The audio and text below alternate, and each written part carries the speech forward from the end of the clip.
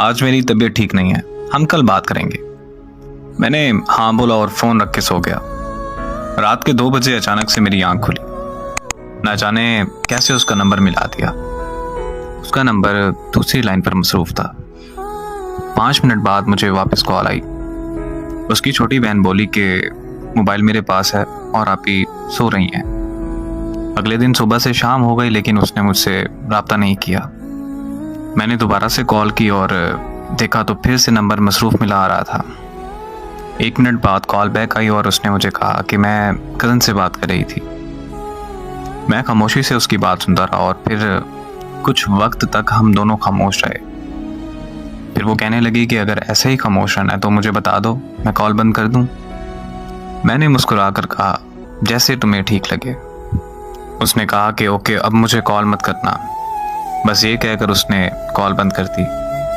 मैंने कुछ देर बाद उसे फिर कॉल कर दी। इस बार फिर से उसका नंबर मसरूफ आ रहा था।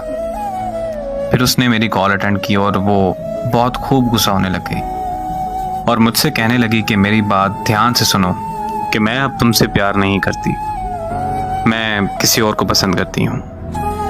6 साल का रिश्ता उसने एक पल में ख़त्म कर दिया। मैंने उससे पूछा कि आखिर कौन है वो लड़का। वो मुझसे कहने लगी तुम होते कौन हो मेरी लाइफ में इंटरफेयर करने वाले। मैंने उससे कहा कि यार मैं तुमसे प्यार करता हूँ, तुम मुझे भूल गई। इतने में उसको किसी और की कॉल आई और उसने मेरी कॉल कट किए बगैर उसकी कॉल रिसीव कर ली। मैंने कॉल कट नहीं की। कुछ देर बाद उसने कॉन्फ्रेंस कॉल ले ली। कॉन्फ्रेंस कॉल में लड़का बोला कि हाँ भाई, तुम्हें क्या मसला है। तो मैंने कहा कि तुम होते कौन हो मुझसे ये पूछने वाले। तो वो मुझे कहने लगा कि ओ यार कॉल कट करो और सो जाओ। तो साथ में ही वो बोली कि नहीं जान, ये ऐसे बात नहीं मानेगा, आप इस पागल को इग्नोर करें और मुझसे बात करें। तो वो लड़का बोला कि हाँ मैं भी तो देखूंगी ये कब तक कॉल कट नहीं करता। मोहब्बत में सितम की मिसाल और क्या तुम है।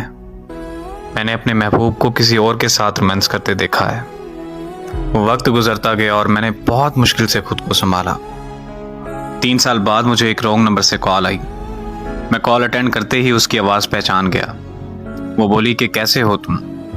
मैंने उसे कहा कि तुम काम की बात करो बस। तो कहने लगी कि तुम मुझसे अभी तक नाराज़ हो। मैं खामोश रहा और फिर पूछा उसने कि तुमने शादी कर ली। तो मैंने पूछा कि तुमने कर ली। तो वो बोली कि लोग जिस्म चाहते हैं, शादी कहाँ करते हैं लोग।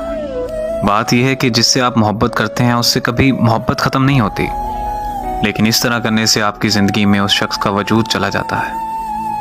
और ज़िंदगी में मोहब्बत होती है, लेकिन उस मोहब्बत का मतलब एक शख्स से वफा करना होता है। और खुदारा मेरी उन लोगों से गुजारिश है कि जिस्मों से खेलकर मोहब्बत के नाम को बदनाम मत कीजिए।